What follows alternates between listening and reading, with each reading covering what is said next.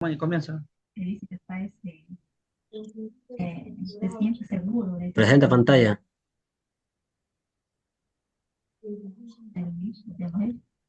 de mucho hechizo, que cuando me ve, a mí, más que todo a mí, Buenas noches, profesora. Somos el grupo número 2. Vamos a y presentar análisis e interpretación de los laboratorios del 1 al 6. Soy el estudiante Rojo Contreras Luis Antonio y empiezo. ¿Cuál es el propósito?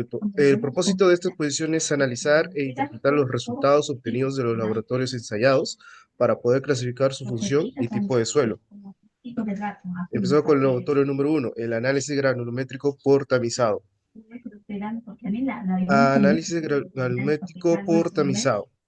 su Este es chica el también, cuadro la chica que que no le dio obtuvimos en el ensayo, sus diámetros digo que no respectivos, es su masa retenida, su más porcentaje de masa retenida, el porcentaje acumulado y el y me porcentaje dice, pasado. ¿por qué? Me dice, porque una vez cuando ya el gato prende comer comida de Análisis casa, granulométrico por tamizado. Bueno, interpretamos el tamiz con el porcentaje acumulado, que en el apartado de la norma del MTC 107 nos pide que los porcentajes retenidos y los que pasan para cada uno de los tamices utilizados, que en el apartado de la norma podemos evaluar que el procedimiento sí se cumplió con la dicha norma, por lo cual, ¿por qué no se obtuvo tamices sobrecargados de material? Todos los tamices ensamblados fueron agitados manualmente con el tiempo exacto de 3 minutos. Ningún tamiz obtuvo roto o deformado. No hubo pérdidas de material, pérdida del peso retenido de cada tamiz. El porcentaje de error fue menor al 1%. Está dentro del rango permitido, por lo cual interpretamos que este porcentaje es el margen de error máximo, es de menor al 1%, en los cuales obtuvo que el porcentaje es de error al 0,39%, por lo tanto es aceptable. Acá podemos ver la curva granulométrica, tamaño máximo y tamaño máximo nominal, y lo que podemos interpretar de esta curva es que el tamaño máximo es la última malla que pasa al 100% sobre la muestra del suelo. Podemos observar que el gráfico indica que el tamiz con la abertura de 2 pulgadas de color amarillo y el tamaño máximo nominal es aquel que empieza a dejar de pasar 100%. El gráfico indica que el tamiz con la abertura de 1 pulgada de color negro, ya que su porcentaje es de mayor a 5%. Los tipos de suelos por su muestra, que tenemos el porcentaje de grava, que sale a 100% menos 74,45 a un 25,55%. Esto indica que el suelo analizado es grava. Para saber si es arena, nos da un 70,9%, 99%, dando que el suelo es analizado como arena.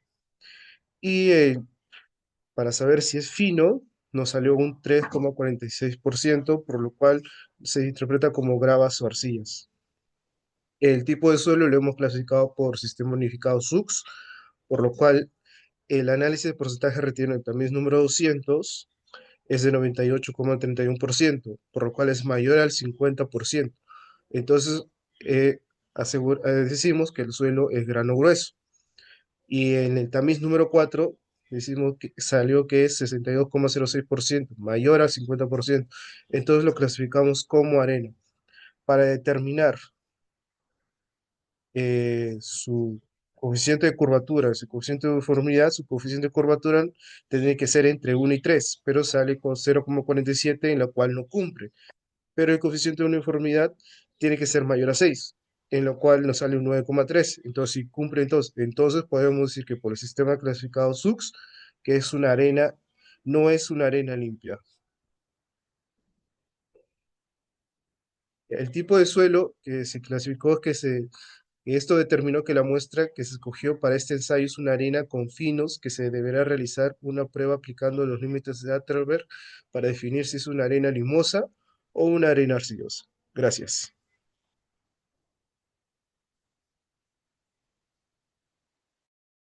Bueno, me toca hablar acerca del laboratorio 2, en el cual vamos a tocar el tema de índice de plasticidad, clasificación del suelo por método sub-IH y peso volumétrico. Y, eh, a la teoría, el índice de plasticidad es la diferencia numérica que existe entre el límite líquido y el límite plástico. Acá se puede ver su fórmula, que es IP es igual al límite líquido menos el límite plástico. El límite líquido es el contenido de humedad expresado en porcentaje del cual el suelo pasa del estado líquido al estado plástico, y el límite plástico es el contenido de humedad expresado en porcentaje para el cual el suelo pasa del estado plástico al estado semisólido. Siguiente. Estos datos nos representan el rango de humedad que hay dentro de un suelo y cómo se comporta el material plástico. A un mayor índice de plasticidad, la plasticidad mayor en el suelo. Esto define la cantidad necesaria para que el suelo pase de estado semisólido a líquido. Acá está la clasificación según límite plástico. Cuando un índice plástico es igual a cero, son suelos no plásticos como arenas, pero arenas limpias. Un índice plástico menor a 7 tiene baja plasticidad. Un índice plástico entre 7 a 17 es de mediana plasticidad, y todo índice plástico mayor a 17 es de alta plasticidad. El sistema unificado de clasificación de suelos, método SUS. Existen grupos principales, el cual son suelos gruesos, que son los de grava y arena, y los suelos de grano fino, que son limos, arcillas y orgánicos. Y esas son nomenclaturas que son G, S, M, C y O. Existen símbolos complementarios que son W, que es bien graduado, la P, que es en inglés puro, mal graduado, L de low, baja grado, y high de alta plasticidad, cuando su límite líquido es menor a 50 y mayor a 50, nos muestra si hay alta o baja plasticidad. Y el procedimiento de clasificación se determina el porcentaje que pasa por una media de 200. El 50% suelo fino, o si es menor o igual al 50% es suelo grueso. Para suelo grueso se determina la grava y arena, el porcentaje de grava y arena. Para poder hallar este procedimiento de clasificación, lo primero que se tiene que determinar el coeficiente de uniformidad y el coeficiente de coexistencia. Estos se determinan hallando el D10, el D30 y el D60 mediante fórmulas matemáticas. Se evalúa el contenido de finos. Para poder calcular finos se determina el límite líquido y el límite plástico. Eso se halla en el laboratorio de unidades, y se calcula el índice de plasticidad, y se ubica la carta de plasticidad. Siguiente. Esta es la carta de plasticidad. Acá se determina utilizando el límite plástico y el índice de plasticidad, el límite líquido, y mediante la unión de estos se puede determinar si estamos trabajando en arena, grava, limos, etcétera. Si está bien graduado o mal graduado. Siguiente.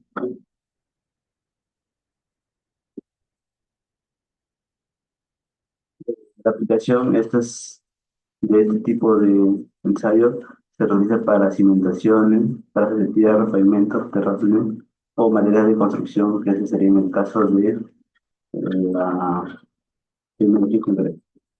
Siguiente. El sistema clasificación general, materiales regulares, o sea, de granos grandes, sería A1, A2, A3, que son los que son menores, igual al 35%, que pasa a la media 200, y material limo y arcilloso, como el A4, A5, A6, A7, son los que son mayores al 35%, que pasa a la media 200. Este es el cuadro general donde se utiliza el tamaño máximo, los límites, límite líquido y índice de plasticidad, y elige que es un término que se debe mediante una fórmula. Siguiente. Lo voy a explicar más. En el A1 se encuentran las gravas y arenas bien graduadas.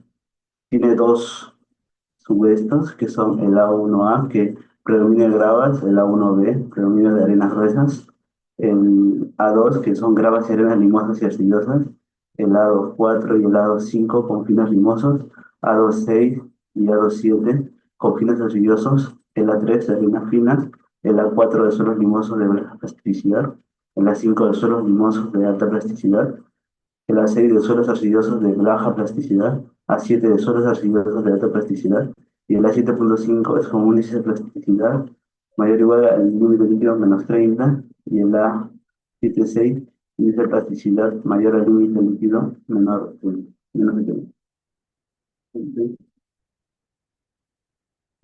También el peso volumétrico es la relación que existe entre el peso total de una muestra de suelo y su volumen total. Esta sería por esta fórmula, peso específico entre el peso y el volumen. También peso por el peso y por la gravedad. Eh, Existen dos tipos de pesos, el peso volumétrico natural, que se viene, o que este es el peso del suelo que incluye el agua en estado natural, es el peso promedio de volumen del suelo en su condición natural, y el peso volumétrico seco es el cual solo se considera el peso del sólido, es decir, que esta muestra no debe tener nada de agua, y esta se calcula mediante el peso de la muestra más uno por el porcentaje de humedad, que es el contenido de humedad. Y, bueno, y es todo, paso con mi compañero. Hola, ¿qué tal? Mi nombre es Jan Reyes y hablaremos un poco sobre lo que es el contenido de humedad, límite líquido y límite plástico. Para saber muy bien, en el laboratorio que realizamos, es un ensayo muy breve para saber qué tanta agua tiene el suelo y para poder determinar en qué estado se encuentra. Determinamos a través de un procedimiento que son los aparatos de Casagrande y en la cual vemos los números de golpes que nos va a indicar en qué parte se encuentra. ¿Ya? Muy aparte de eso, también nos vamos a apoyar también con lo que es Casa Grande y el diagrama, pues, ¿no? Explicaremos un poco sobre lo que es el contenido de humedad, pues, ¿no? Saber qué es la relación expresada como porcentaje del peso de agua al peso de los sólidos en una determinada masa del suelo. Esta humedad se toma del mismo suelo en un estado natural y se calcula mediante la siguiente ecuación. La fórmula que es el contenido de humedad entre el peso del contenido del suelo por el 100%. Siguiente. Siguiente. El límite líquido. El límite líquido se define como el porcentaje de contenido de humedad con respecto al peso seco de la muestra y viene a ser el contenido de humedad con que el suelo cambia a estado plástico o estado líquido. Es por ello que en el estado líquido los suelos plásticos tienen una resistencia muy pequeña al esfuerzo de corte. Los límites de Albert-Einstein son importantes ya que están relacionados con la cantidad de agua y contienen un material y que es capaz de absorber los cuales están definidos por un límite líquido, que es al paso del estado semilíquido y al estado plástico. Medida que por la cantidad de agua que contiene el material en el momento que pierde la fluidez y el límite plástico, que es el paso del estado plástico al estado semisólido, medida que la cantidad de agua que contiene un material en el momento que pierde la plasticidad o se rompe. Esto lo determinamos a través de Casa Grande y en la cual podemos ver por los números de golpes, en la cual estamos determinados por un número de formas, ¿no? Límite líquido es igual al contenido de humedad natural por número de golpes entre 25 elevado a la tangente 20, ¿ya? De la cual podemos sacar una gráfica lineal que tenemos a través de tres puntos, uno a los 15 puntos, otro a los 25 y otro a los 32, 33 puntos, en la cual describe tres puntos y con tres puntos podemos determinar una pendiente, definir con qué tan precisión es, ¿ya? A la vez también tenemos el límite plástico.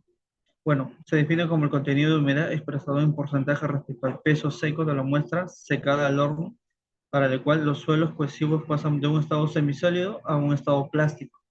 Este ensayo depende mucho del contenido de agua que tenga en el material para las arcillas. Puede estar muy seca, teniendo una consistencia dura que puede tener una gran cantidad de agua, volviéndose un lodo o semilíquido, en la cual tenemos una fórmula de límite plástico es igual al peso de los trozos menos el peso de los trocitos secos, entre el peso seco por el 100%. Siguiente. Y el índice de plasticidad, bueno, el índice de plasticidad es la diferencia del límite líquido entre el límite plástico. Es la diferencia entre estos límites líquido y plástico que indica el margen del porcentaje en el que el suelo se contiene en las condiciones plásticas, es decir, que mide la plasticidad del suelo. Este índice plástico representa el porcentaje de humedad que debe tener la arcilla para mantenerse en este estado plástico. Estos datos son muy importantes para la clasificación de los suelos finos empleados en la carta de plasticidad de Albert Arthur Casagrande. Bueno, y en la cual describimos como una clasificación de los índices de plasticidad por el índice de plasticidad cuando son mayores, significa una plasticidad muy alta, como que se caracteriza por unos suelos muy arcillosos, y plasticidad media si es que se encuentra en un rango de 7 a 20, como se caracteriza como los suelos arcillosos. Pero a la vez también tenemos índices de baja plasticidad menores a 7, que son suelos poco arcillosos o plasticidad. Y por último, no plásticos, que su índice de plasticidad es igual a cero. Estos suelos extensivos son de arcillas. Siguiente. Ok, mi turno, soy Miguel Portugal Collado. Voy a exponer gravedad específica. Siguiente. Ok, para este laboratorio, entre los objetivos, el general es determinar la gravedad específica de los sólidos de los suelos, ¿no? Que pasan a través del tamil número 4 mediante un bignómetro de agua, ¿no? Conforme a las especificaciones que dice la norma MTC E113, ¿no?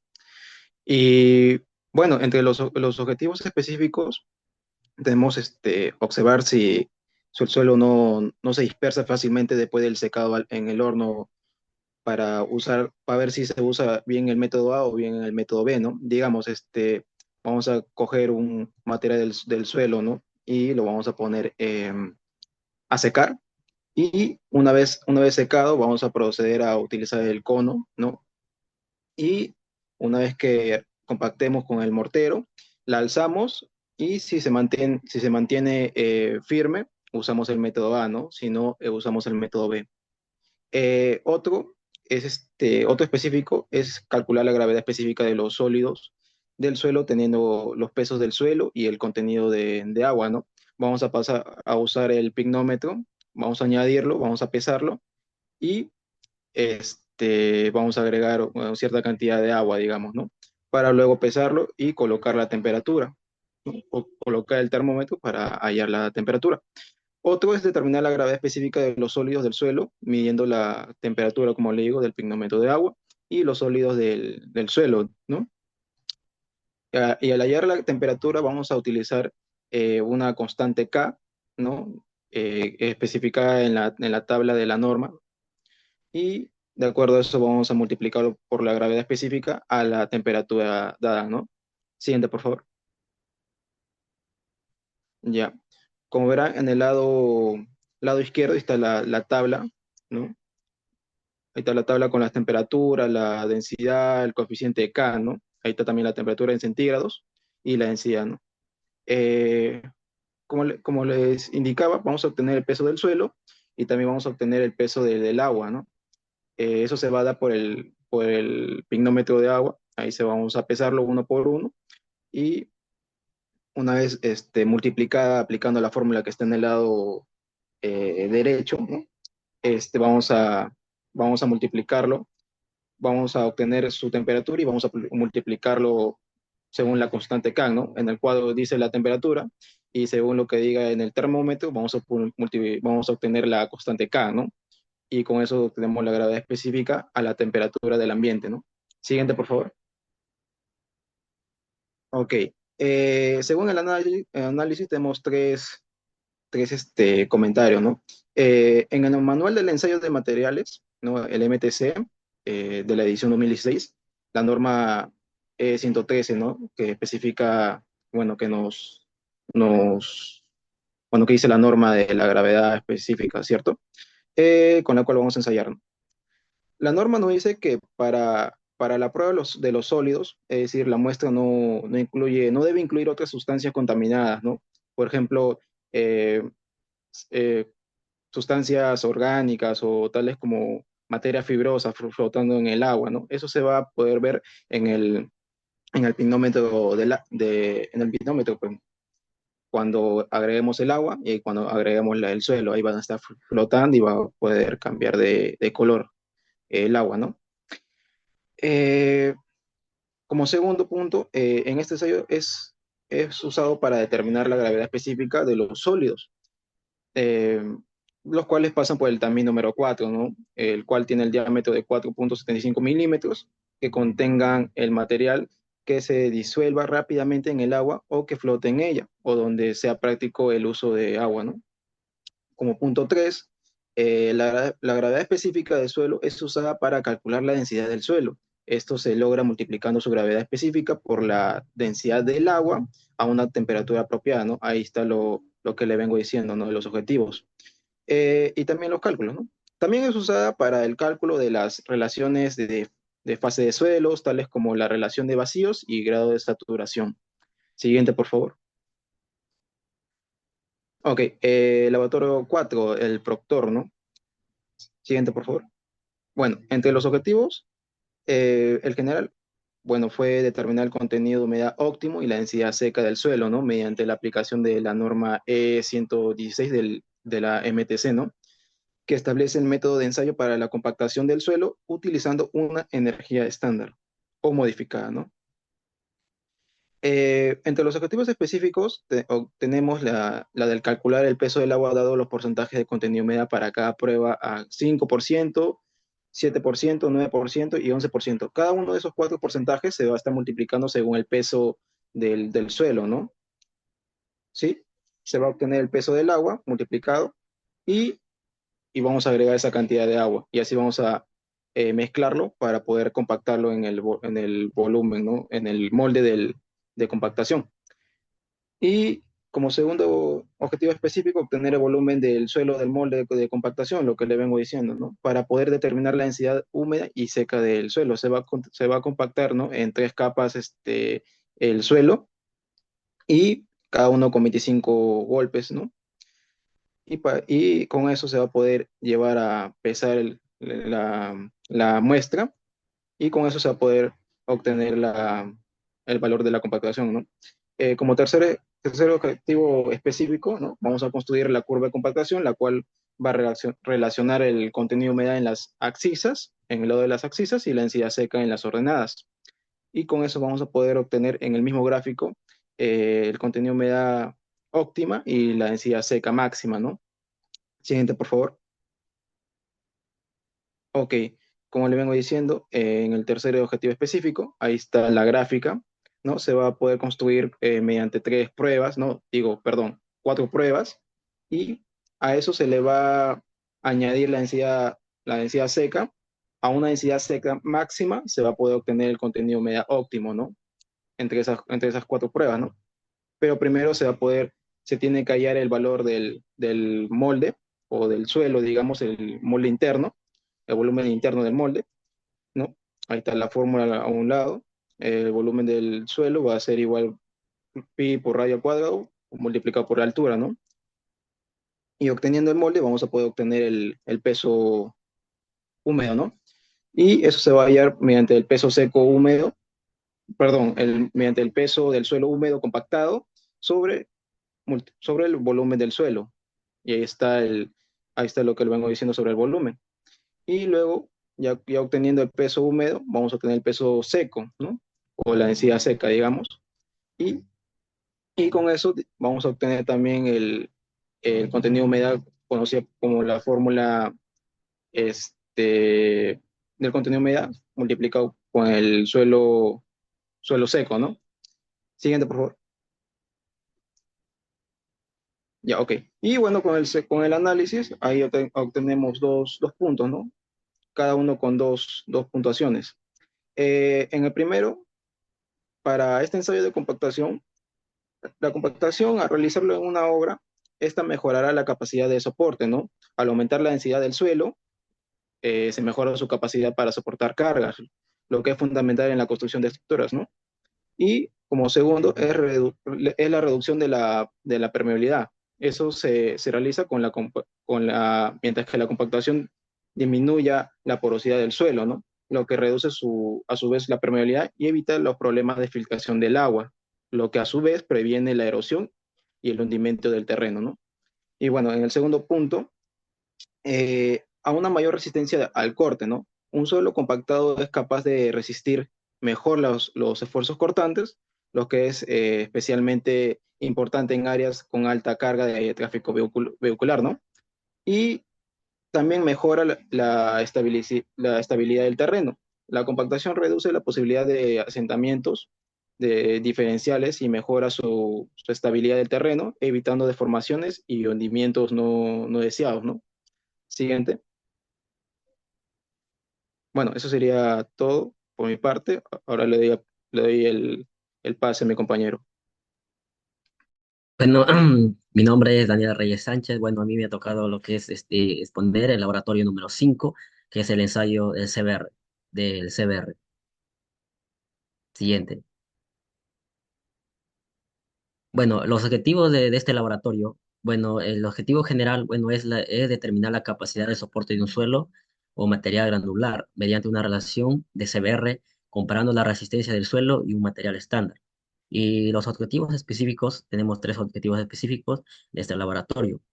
El primero es estimar la calidad del suelo para un uso en capas del subrasante, subbase o base. En el segundo tenemos lo que es evaluar el comportamiento del suelo bajo unas condiciones de carga específicas. Y el punto número tres es identificar la relación entre la densidad del suelo y su resistencia a la penetración. Siguiente. Eh, las normativas para este ensayo tenemos lo que es la ACTM de 1883-21 y la norma técnica peruana 339.152. Siguiente. Bueno, tenemos lo que es análisis del ensayo del CBR. Bueno, el ensayo CBR es una prueba, bueno, hecho ya en laboratorio, la cual se utiliza para determinar, ¿no?, la resistencia de un suelo a la penetración de un pistón estándar bajo condiciones controladas.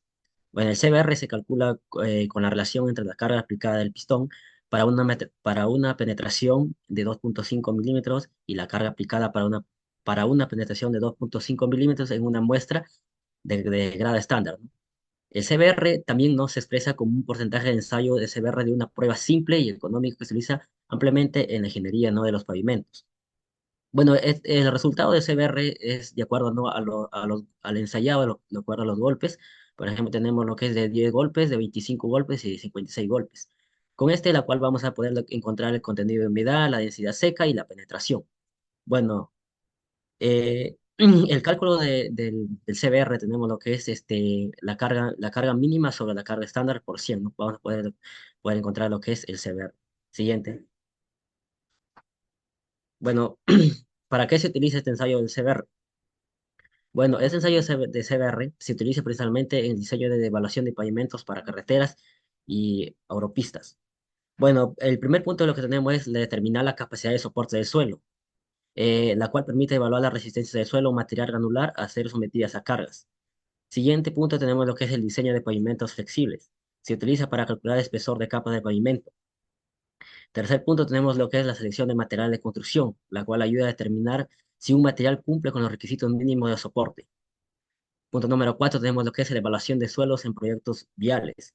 Este se emplea en estudios geotécnicos para garantizar los suelos en proyectos de carreteras, calles y estacionamientos. Punto número 5, simulación de condiciones extremas. Mediante la saturación, bueno, el ensayo evalúa el comportamiento del suelo bajo condiciones adversas, como periodos de lluvia intensas o inundaciones. Bueno, en la aplicación, ¿en qué lo vamos a aplicar? Bueno, no este ensayo. Lo aplicaremos en lo que es en diseño de pavimentos, clasificación de suelos para carreteras, evaluación de estabilidad de suelos bajo condiciones críticas, proyectos de infraestructura agropecuaria y control de calidad de obras. Siguiente. Bueno, doy paso a al siguiente compañero. Bueno, continuando con la exposición, mi nombre es Terry Jorge López. Les voy a explicar un poco sobre el laboratorio 6, que es respecto al permeámetro pared rígida de carga constante. Bueno, sabemos que este es un ensayo de laboratorio que se realiza para determinar el coeficiente de permeabilidad del suelo. Este coeficiente indica el grado de infiltración que tiene un suelo en un punto específico, ¿no? Siguiente. Los objetivos era determinar el coeficiente de permeabilidad del suelo extraído en el laboratorio, determinar el tipo de suelo en el que se encuentra la muestra según el coeficiente de permeabilidad de carga constante, ¿no? Normativa, bueno, nos hemos basado en la norma STM de 1883-05 del 2016, que establece los métodos de prueba estándar para la determinación de la permeabilidad de suelo, ¿no? Mediante el ensayo de permeabilidad de carga constante. el cual debe ser seguido para garantizar la precisión y la comparabilidad de los resultados obtenidos. Proceso de cálculo, ¿no? El valor del coeficiente de permeabilidad se obtiene a partir de la ecuación de Darcy, midiendo el volumen que filtra en un determinado tiempo, longitud de la muestra, su carga y el área de la sección transversal, usando la siguiente ecuación, ¿no?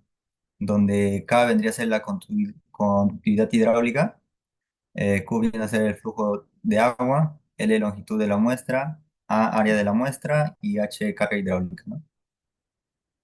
Siguiente.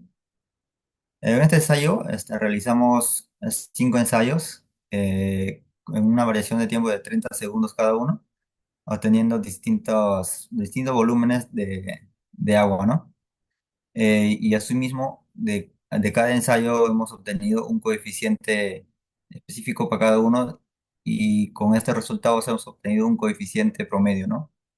Que en este caso nos dio 0,0004462 centímetros sobre segundo. Esto nos indica que, bueno, el suelo es un suelo impermeable que pierde poca agua, ¿no? Como podemos ver en la primera imagen. Siguiente. Bueno, evaluación de estado. Como ya lo mencioné, el valor obtenido es un valor relativamente bajo, lo que nos sugiere o indica que el material tiene una baja capacidad de transmisión de agua o poco permeable, lo que es relevante para el manejo de aguas y el diseño de estructuras, ¿no? Siguiente. Determinación del tipo de suelo. Para poder determinar el tipo de suelo, nos basamos al coeficiente de permeabilidad. En este caso, a nosotros nos salió 10 a la -4, lo que nos indica que nuestro suelo para, digamos, para un proyecto de drenaje es un suelo malo, para rellenos sanitarios es un suelo pésimo y respecto al tipo de suelo, estamos hablando de arena muy fina, con suelos orgánicos e inorgánicos, ¿no? Y mezcla de limo arenoso y arcilla. Siguiente.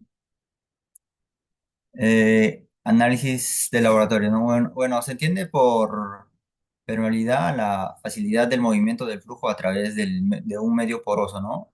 Esto permite clasificar al suelo en suelos permeables y suelos impermeables.